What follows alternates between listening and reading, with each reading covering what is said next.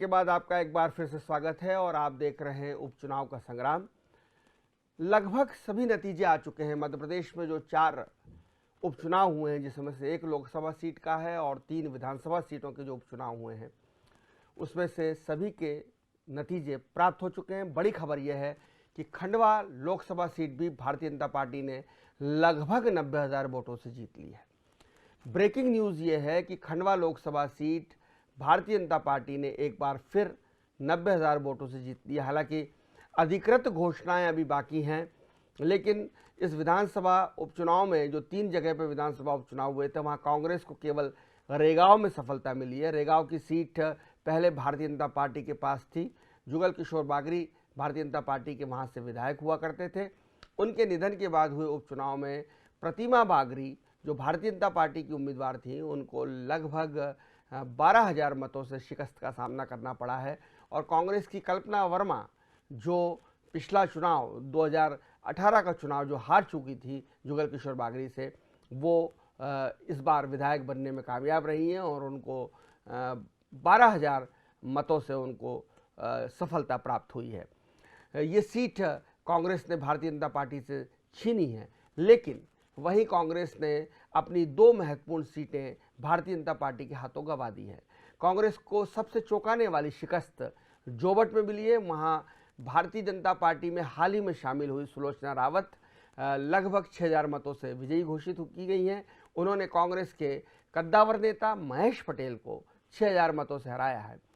2018 में जोबट उपचुनाव में कांग्रेस की कलावती भूरिया चुनाव जीती थी। कलावती भूरिया कांतिलाल भूरिया की भतीजी होती थी, झाबुआ जिला पंचायत की अध्यक्ष रही थी, बड़ी नेता थी। वे भारी मतों से वहां चुनाव जीती थी, लगभग 30,000 मतों से चुनाव जीती थी। लेकिन उन्हें अब जब उपचुनाव हुआ है तो यहाँ कांग्रेस को हार का सामना करना पड़ा है। और सुलोचना रावत ने, जो कांग्रेस की बड़ी नेता है, कांग्रेस की तरफ से 2 बार विधायक रही हैं, जिनके ससुर अजमेर सिंह रावत भी कांग्रेस की तरफ से 7 बार विधायक रहे हैं, उन्होंने ठीक चुनाव के पहले नामांकन भरने के ठीक 1-2 दिन पहले उन्होंने भारतीय जनता पार्टी ज्वाइन की थी, कांग्रेस से त्यागपत्र दे दिया था और भारतीय जनता पार्टी ने उन्हें टिकट दिया और वे अब भारतीय जनता पार्टी की तरफ से विधायक बनने में कामयाब हो गई हैं। इस तरह से भारतीय जनता पार्टी ने जोबट विधानसभा क्षेत्र में अपना परचम फहराकर कांग्रेस से ये सीट छीन ली है। ज़्यादातर समय में ये सीट कांग्रेस की परंपरागत सीट रही है।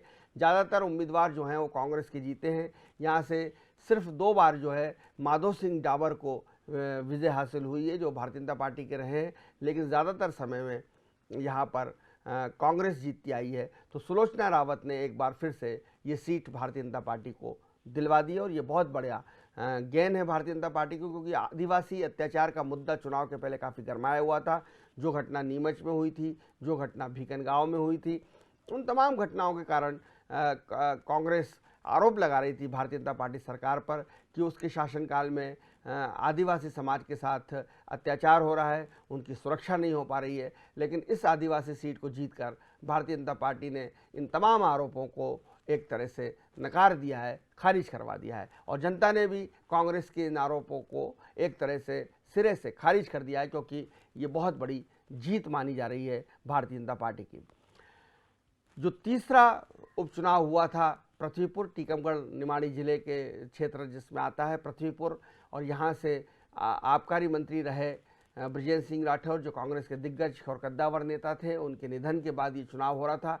कांग्रेस ने सहानुभूति वोटों के मद्देनज़र नितेंद्र सिंह राठौर को, जो बृजेंद्र सिंह राठौर के पुत्र हैं, उनको टिकट दिया था और ये माना जा रहा था कि पृथ्वीपुर सीट हर हाल में भारतीय जनता पार्टी को नहीं मिलेगी, क्योंकि यहाँ पर बृजेंद्र सिंह राठौर का बड़ा असर माना जाता था, बड़ा दखल माना जाता था। ये परंपरागत सीट थी कांग्रेस की और यहाँ 1 या 2 बार कभी सुनील नायक चुनाव जीते थे, अदरवाइज़ अनीता नायक चुनाव जीती थी। अदरवाइज़ ये सीट हमेशा नितेंद्र सिंह राठौर के पिताजी बृजेंद्र सिंह राठौर के नाम पर रहती थी और वही यहाँ से चुनाव जीतते थे। पिछली बार यहाँ से पृथ्वीपुर से भारतीय जनता पार्टी के उम्मीदवार 4थे नंबर पर रहे थे। सपा और बसपा के उम्मीदवार 2रे और 3रे नंबर पे थे। बृजेंद्र सिंह राठौर चुनाव जीते थे। इसलिए भारतीय जनता पार्टी के लिहाज से पृथ्वीपुर सीट को बहुत ही कमज़ोर सीट माना जा रहा था। लेकिन भारतीय जनता पार्टी ने जो पिछली बार सपा से चुनाव लड़े थे शिशुपाल यादव, डॉक्टर शिशुपाल सिंह यादव, उनको इस बार अपनी पार्टी में शामिल कर लिया। वे उत्तर प्रदेश के ललितपुर के पास के गांव तालबेहट के रहने वाले हैं और तालबेहट के शिशुपाल सिंह यादव ने मध्य प्रदेश के निमाड़ी जिले में आकर पृथ्वीपुर सीट जीत ली है। 15,000 वोटों से उन्होंने नितेंद्र सिंह राठौर को हराकर कांग्रेस से ये परंपरागत सीट उसकी छीन ली है। इस तरह से भारतीय जनता पार्टी 2-1 की बढ़त बना पाई है। कांग्रेस ने अगर भारतीय जनता पार्टी से रेगांव की सीट छीनी है तो भारतीय जनता पार्टी ने कांग्रेस से पृथ्वीपुर और जोबट की सीट छीनी है। अब चर्चा करेंगे हम लोकसभा क्षेत्र खंडवा की। 4 जिलों में खंडवा, बुरहानपुर और देवास और खरगोन, इन 4 जिलों में ये संसदीय क्षेत्र बटा हुआ है और इस संसदीय क्षेत्र में वर्षों तक भारतीय जनता पार्टी का आधिपत्य रहा है, दबदबा रहा है, प्रभुत्व रहा है, कब्जा रहा है। भारतीय जनता पार्टी के कद्दावर नेता नंद कुमार सिंह चौहान यहाँ से सांसद थे। 2019 में वे चुनाव जीते थे, लगभग 3 लाख वोटों से उन्होंने चुनाव जीता था और इन 3 लाख वोटों की लीड अब सिमट कर लगभग 90,000 पर आ गई है। ये कांग्रेस की थोड़ी सी सफलता ज़रूर है, लेकिन फिर भी कांग्रेस इस सीट को जीतने में पूरी तरह से नाकाम रही है। बहुत कोशिश यहाँ पे की गई थी। अरुण यादव पिछले 2 चुनाव यहाँ से हारे थे। नंद कुमार सिंह चौहान के सामने अरुण यादव कांग्रेस के बड़े नेता हैं, ओबीसी का बड़ा चेहरा है, प्रदेश कांग्रेस के अध्यक्ष रह चुके हैं। इस बार भी वो टिकट के दावेदार थे, लेकिन इन वक्त पर उन्होंने चुनाव लड़ने से मना कर दिया था। उन्होंने कहा था कि उनके पारिवारिक दायित्वों के चलते वो खंडवा लोकसभा क्षेत्र से चुनाव नहीं लड़ पाएंगे। हालांकि आधिकारिक तौर पर उन्होंने ये कारण बताया था कि उनकी पारिवारिक जिम्मेदारियां हैं, लेकिन अंदर खाने की खबर यह है कि कहीं ना कहीं वे कमलनाथ जी से सहमत नहीं थे। कमलनाथ जी और उनके बीच में कुछ मतभेद थे और उन्हें खंडवा का पॉलिटिकल सिनेरियो काफ़ी हद तक समझ में आ गया था। उन्हें लग रहा था कि उनका चुनाव जीतना मुश्किल होगा, इसलिए वो खुद पीछे हट गए थे और राजनारायण सिंह पुरनी जो 3 बार विधायक रहे हैं उनको कांग्रेस ने अपना उम्मीदवार बनाया था। हालांकि अभी अधिकृत घोषणा नतीजों की नहीं हुई है, परिणामों की अधिकृत घोषणा नहीं की गई है, लेकिन ज्ञानेंद्र पाटिल जो भारतीय जनता पार्टी के उम्मीदवार हैं, वो पाटिल लगभग 90,000 वोटों से चुनाव जीत गए हैं। इसकी अधिकृत घोषणा होना बाकी है। पाटिल बुरहानपुर क्षेत्र के निवासी हैं और ज्ञानेश्वर पाटिल जो है बुरहानपुर के रहने वाले हैं और जिला पंचायत बुरहानपुर के अध्यक्ष रहे हैं और काफ़ी नंद कुमार सिंह चौहान की काफ़ी नज़दीकी उम्मीदवार नज़दीकी साथी माने जाते थे। हालांकि नंद कुमार सिंह चौहान के लड़के हर्षवर्धन सिंह चौहान भी टिकट के दावेदार थे, लेकिन पार्टी ने परिवारवाद को तरजीह न देते हुए ज्ञानेश्वर पाटिल को टिकट दिया और ज्ञानेश्वर पाटिल ने 90,000 वोटों से खंडवा सीट जीतकर भारतीय जनता पार्टी का कब्जा बरकरार रखा है। महंगाई, भ्रष्टाचार, बेरोजगारी, ये तमाम मुद्दे इन उपचुनावों में थे, लेकिन ऐसा लगता है कि प्रदेश की जनता ने महंगाई के मुद्दे पर कोई ध्यान नहीं दिया है और महंगाई के मुद्दे को दरकिनार करते हुए भारतीय जनता पार्टी को भारी सफलता दिलाई है। शिवराज सिंह चौहान ने इन चुनावों में भारी मेहनत की थी। उन्होंने हर विधानसभा सीट पे 10 से ज़्यादा रैलियाँ की। खंडवा में तो वो शायद 12 बार से ज़्यादा बार आए और खूब उनकी रैलियाँ लगातार हर विधानसभा क्षेत्र में हुई। चुनाव का जो चेहरा था वो शिवराज सिंह चौहान का चेहरा था भारतीय जनता पार्टी की तरफ से। बीडी शर्मा का चेहरा था। बीडी शर्मा प्रदेश अध्यक्ष होने के नाते लगातार मेहनत कर रहे थे। कई रैलियों में वो गए, कई उन्होंने भी खूब सारी रैलियाँ करी, हर विधानसभा में गए। ज्योतिरादित्य सिंधिया को भी पृथ्वीपुर भी ले जाया गया था और बुरहानपुर भी वो आए थे और उन्होंने वहाँ जो महाराष्ट्र की लगी हुई सीमा है बुरहानपुर की, वहाँ के कुछ उन्होंने रैली की, वहाँ उन्होंने 2 बार आम सभाएं की। तो सिंधिया जी ने भी इसमें अपना योगदान दिया, लेकिन मुख्य चेहरा जो कैंपेनिंग चेहरा था, जो फेस था, वो शिवराज सिंह चौहान का फेस था भारतीय जनता पार्टी की तरफ से। और कांग्रेस में वन मैन शो यानी कमलनाथ का शो था। कमलनाथ ने हर विधानसभा क्षेत्र में जाकर रैलियाँ करी। वे कांग्रेस के स्टार प्रचारक थे और लगातार वो शिवराज सिंह सरकार की विफलताओं को बता रहे थे। शिवराज सिंह सरकार को कटघरे में खड़ा कर रहे थे, महंगाई का मुद्दा उठा रहे थे, अपने 1.5 साल के काम का 15 साल के काम से, 17 साल के काम से हिसाब मांग रहे थे, तुलना कर रहे थे। लेकिन लगता है कि जनता ने कमलनाथ की बात को नहीं सुना, महंगाई के मुद्दे को नहीं सुना, बेरोजगारी की बात को नहीं सुना, और उन्होंने शिवराज का जो विकास का दावा था, शिवराज की जो विकास की बात थी, उसके साथ जाना बेहतर समझा। और जिस तरह से शिवराज जनता से कनेक्ट कर रहे थे, जिस तरह से शिवराज महिलाओं में लोकप्रिय हैं, महिलाओं से अपने आप को कनेक्ट कर रहे थे, उससे बिल्कुल ऐसा लग रहा था कि शिवराज बहुत आश्वस्त है कि महिला मतदाताओं के सहारे वे चुनाव की नैया वैतरणी को पार कर ले जाएंगे। और यही भी हुआ कि वहाँ जोबट में भी महिलाओं के लगभग 6% वोट ज़्यादा डले। यही जो है स्थिति वहाँ पृथ्वीपुर और खंडवा में भी बनी। और शिवराज ने विकास के मुद्दे पर, और जो उनकी योजनाएं हैं, जनहितैषीकारी योजनाएं हैं, और वो योजनाएं जिस तरह से ग्राउंड लेवल पे डिलीवर हुई हैं, उन योजनाओं को जिस स्तर पर क्रियान्वित किया गया है, उसको मुद्दा बनाकर शिवराज ने चुनाव लड़ा। मंत्रियों की फौज हर विधानसभा क्षेत्र में तैनात थी। कांग्रेस भी इस मामले में पीछे नहीं थी। कांग्रेस ने अपने बहुत सारे वर्तमान और पूर्व विधायकों को चारों चुनाव क्षेत्रों में तैनात कर रखा था। दोनों पार्टियां इस बात पर जोर दे रही थी कि जो मतदाता पन्ना प्रभारी है, जो मतदाता सूची का पन्ना प्रभारी है, और उस पर फोकस किया जाए। और बूथ स्तर पर जो कार्यकर्ता है या बूथ स्तर पर जो टीम है, हर बूथ पे जो 10 लोगों की, 12 लोगों की जो टीम है, उस टीम को एक्टिव करके, उस टीम को सक्रिय करके अधिक से अधिक मतदान अपने पक्ष में कराया जाए। नतीजे बता रहे हैं कि भारतीय जनता पार्टी की रणनीति सफल रही है। भारतीय जनता पार्टी अपने पक्ष में मतदान कराने में सफल रही है। और भारतीय जनता पार्टी का जो संगठन लेवल पर जो कसावट है और ग्राउंड लेवल पर जो उसके कार्यकर्ता हैं, देव दुर्लभ कार्यकर्ता हैं, जो लगातार काम करते हैं, सतत सक्रिय रहते हैं, 24/7 जो काम करते रहते हैं, पार्टी का अनेक प्रोग्राम चलते रहते हैं, नवाचार चलते रहते हैं, कार्यक्रम चलते रहते हैं, उन सब का फायदा निश्चित रूप से भारतीय जनता पार्टी को मिला।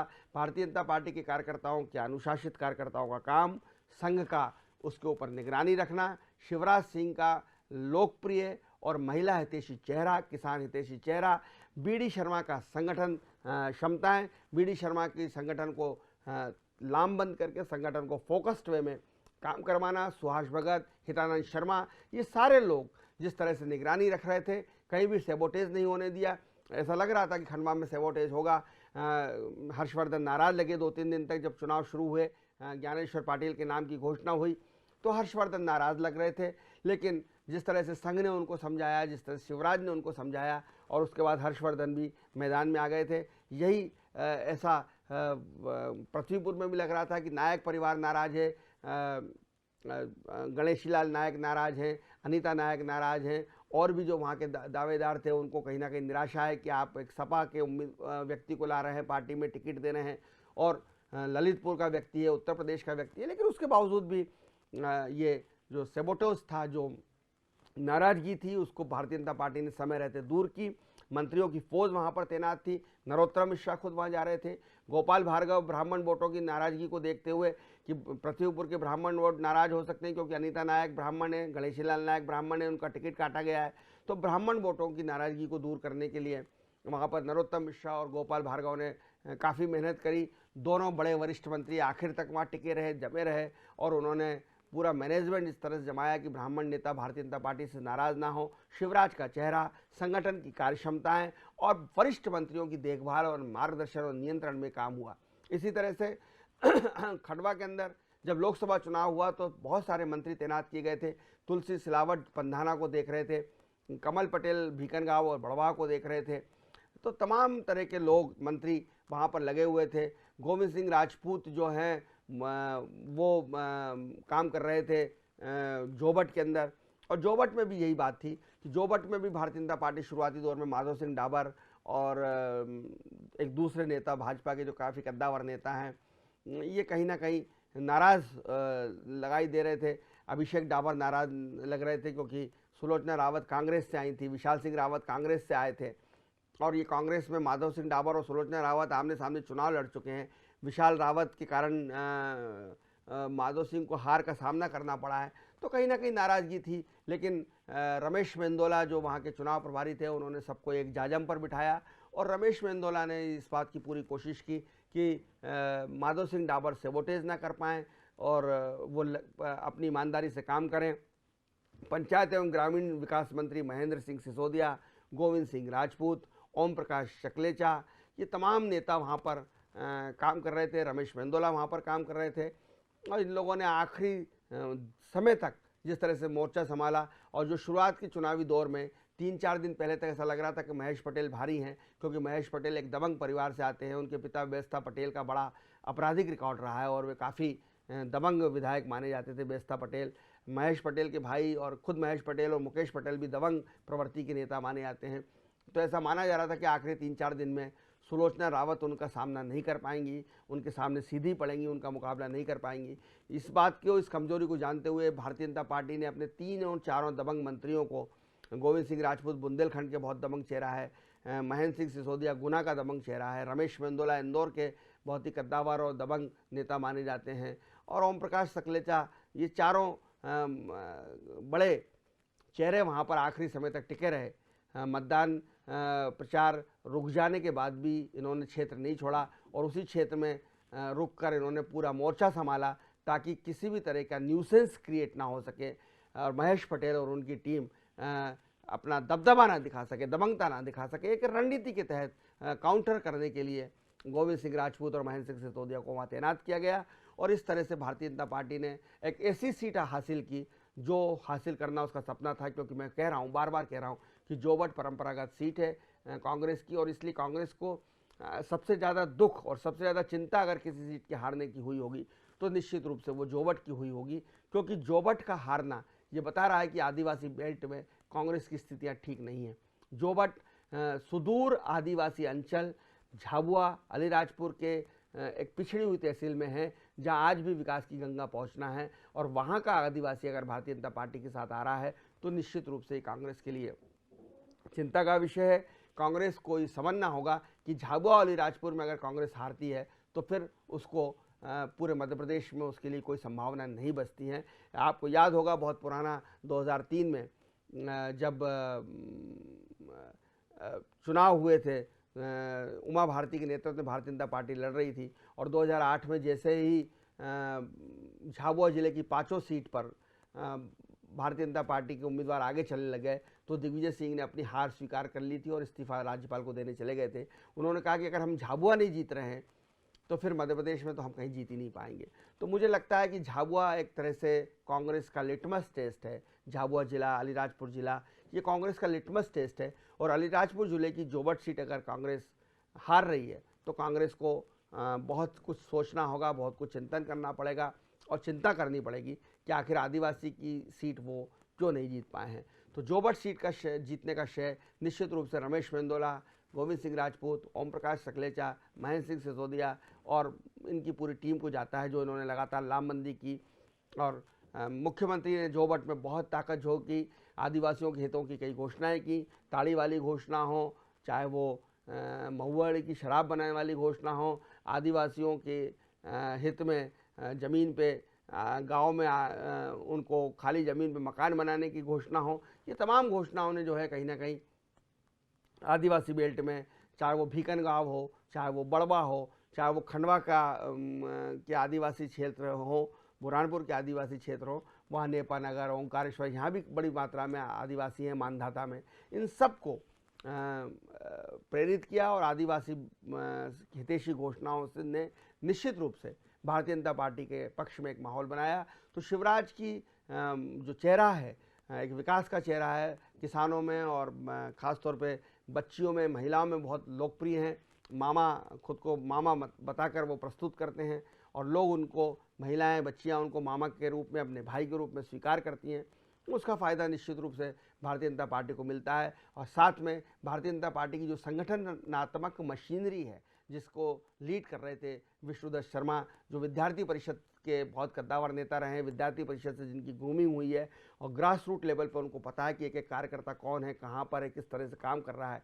तो वो मशीनरी, संगठनात्मक मशीनरी ने बीजेपी को बहुत मोबाइल किया, बीजेपी को बहुत मदद करी। एक बहुत ही आकर्षक चेहरा शिवराज सिंह चौहान का और विष्णुदत्त शर्मा के रूप में एक बहुत ही कुशल संगठनकर्ता, ये कॉम्बिनेशन इतना अच्छा बना कि इस कॉम्बिनेशन ने इस उपचुनाव में भारतीय जनता पार्टी की जीत लिख दी है, भारतीय जनता पार्टी को सेहरा लिख दिया है। हालांकि रेगांव में पार्टी को बहुत अप्रत्याशित रूप से हार मिली है और इसकी बहुत बड़ी जीत का श्रेय जो है वो अजय सिंह राहुल भैया को भी जाएगा। राहुल भैया विंध्य क्षेत्र के कांग्रेस के सबसे बड़े चेहरे हैं। वो कमलनाथ की उपेक्षा थी, इसलिए वो कहीं ना कहीं कमलनाथ जी से नाराज चल रहे थे पिछले कुछ दिनों से। और बार बार जिस तरह से वो नरोत्तम मिश्रा से 2-3 बार मिले, नरोत्तम मिश्रा जिस तरह से उनके घर गए, तो राजनीतिक अटकलें भी लगीं, राजनीतिक बयानबाजी भी हुई, राजनीतिक शोशेबाजी भी हुई। और ऐसा माना जा रहा था कि कांग्रेस नेतृत्व से नाराज अजय सिंह कोई बड़ा फैसला कर सकते हैं। लेकिन जिस तरह से रेगांव चुनाव में अजय सिंह मेहनत कर रहे थे और गांव दर गांव घूम रहे थे, और उन्होंने जिस तरह से सतना के, रीवा के ठाकुरों को और जो अगड़ा वर्ग है उसको लामबंद करने की कोशिश की, उसी का नतीजा है कि जो परंपरागत सीट है भारतीय जनता पार्टी की, रेगांव जुगल किशोर बाजरी पाक करीबन 4 या 5 बार चुनाव जीते। तो ऐसी सीट जो भारतीय जनता पार्टी का गढ़ मानी जाती थी, उस सीट में पंजा अगर मजबूत हुआ है, पंजा अगर दमदारी से खड़ा हुआ और टिका हुआ दिखाई दे रहा है, तो उसकी बहुत कुछ श्रेय जो है इसका अजय सिंह राहुल भैया को देना पड़ेगा। और उनकी मेहनत के बाद निश्चित रूप से कांग्रेस में समीकरण बदलेंगे। कांग्रेस में भी परिवर्तन की बात शुरू हो सकती है, परिवर्तन की सौगात शुरू हो सकती है, क्योंकि कमलनाथ जी जो हैं वो कांग्रेस का एकमेव चेहरा हैं, वन मैन शो हैं। कांग्रेस के वे प्रदेश अध्यक्ष भी हैं, नेता प्रतिपक्ष भी हैं, कांग्रेस के सर्वे सर्वा हैं। उम्मीदवार का चयन भी उनके ही सर्वे के बाद हुआ था, चारों उम्मीदवार भी उनकी पसंद के थे। और सबसे बड़ी बात यह है कि ये चुनाव भी उन्हीं ने लड़ा, उन्हीं ने लड़वाया। दिग्विजय सिंह बहुत बाद में एक आध सीट पर पृथ्वीपुर और निमाड़खेड़ी में दिखाई दिए, बाकी दिग्विजय सिंह कहीं खास तौर पे इस पूरे चुनाव में सक्रिय नहीं हुए। हालांकि वो पीछे से रणनीति बना रहे थे, लेकिन फ्रंट पर आकर उन्होंने ऐसा कोई बहुत महत्वपूर्ण फ्रंट पर आकर वो काम नहीं कर रहे थे। रणनीति उन्होंने बनाई होगी, अरुण यादव को उन्होंने समझाया होगा, और पुराने लोगों को मोबाइल कर रहे थे, सक्रिय कर रहे थे। ये दिग्विजय सिंह जी की भूमिका रही है बिहाइंड द कर्टन, पर्दे के पीछे। लेकिन पर्दे के सामने जो चेहरा था, कांग्रेस का जो चेहरा था, वो कमलनाथ जी का चेहरा था। और कमलनाथ जी 17 साल का हिसाब मांग रहे थे 15 महीने की तुलना में। अपना उनका माफिया अभियान, उनकी किसान ऋण माफ़ी की योजना, ये तमाम मुद्दे वो लेकर जनता के बीच जा रहे थे। महंगाई की बात वो कर रहे थे, पेट्रोल डीजल की बात वो कर रहे थे। लेकिन नतीजे बता रहे हैं कि जनता अभी कमलनाथ की बात सुनने को तैयार नहीं है। जनता पर अभी विकास का मुद्दा बहुत भारी है। और जिस तरह के ट्रेंड पूरे देश में आए हैं, राजस्थान में कांग्रेस के उपचुनाव में कांग्रेस को विजय मिली है, असम के उपचुनाव में भाजपा को विजय मिली है, मेघालय और त्रिपुरा में भी भारतीय जनता पार्टी को विजय मिल रही है। और जिस तरह के ट्रेंड आ रहे हैं पश्चिम बंगाल के 5 उपचुनाव में जो है वो टीएमसी यानी ममता दीदी की पार्टी चुनाव जीत रही है।